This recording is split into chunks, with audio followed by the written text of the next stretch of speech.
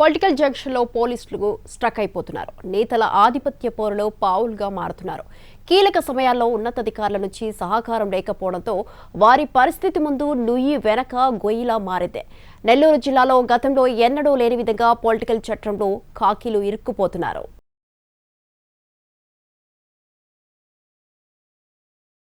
ఉమ్మడి నెల్లూరు జిల్లాలో పోలీసులు రాజకీయ క్రీడలో పావులుగా మారుతున్నారు.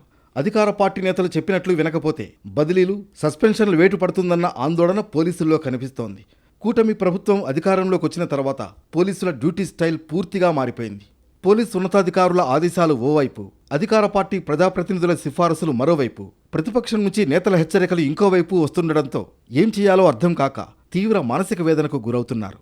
కూటమి ప్రభుత్వం అధికారంలోకి వచ్చిన తర్వాత వైసీపీ నేతలపై కేసులు నమోదవుతున్నాయి. కొన్ని అధికార పార్టీ నేతల ఒత్తిళ్లతో నమోదవుతున్న కేసులు కాగా మరికొన్ని శాంతి భద్రతలకు విఘాతం కలిగించాలంటూ నమోదవుతున్నాయి. అయితే రాజకీయ నేతల ఒత్తిళ్లతో సూళ్లూరుపేట, నాయుడుపేట, సర్వేపల్లి, కావలి వంటి ప్రాంతాలలో తమ నేతలపై అక్రమ కేసులు నమోదవుతున్నాయన్న చర్చ వైసీపీలో జరుగుతోంది.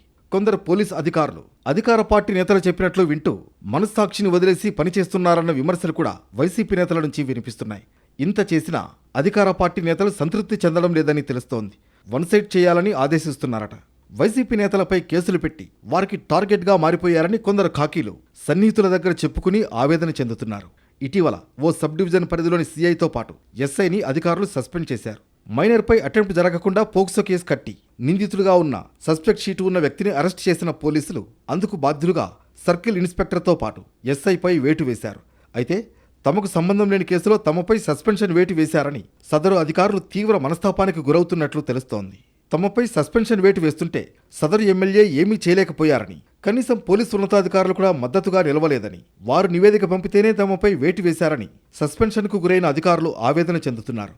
జిల్లాలో వైసీపీ రోజుకొక ఆందోళన నిర్వహిస్తుండగా వాటి కార్యక్రమాలకు బందోబస్తులు చేయలేక తీవ్ర ఇబ్బందులు పడుతున్నామని వారు వాపోతున్నారు. తీవ్రమైన పనిభారంతో తాము సతమతమవుతున్నామని సబ్ ఇన్స్పెక్టర్లు సైతం ఆవేదన వ్యక్తం చేస్తున్నారు. గతంలో కనీసం సెలవులైనా ఉండేవని, ఇప్పుడు సెలవులు కూడా ఇవ్వకుండా పనులు చేయించుకుంటున్నారంటూ బాధపడుతున్నారు పోలీసులు. ఆరోగ్యం సరిగా లేదని సెలవు అడిగినా ఇవ్వడం లేదనే మాటలు కింది స్థాయి సిబ్బంది నుంచి వినిపిస్తున్నాయి.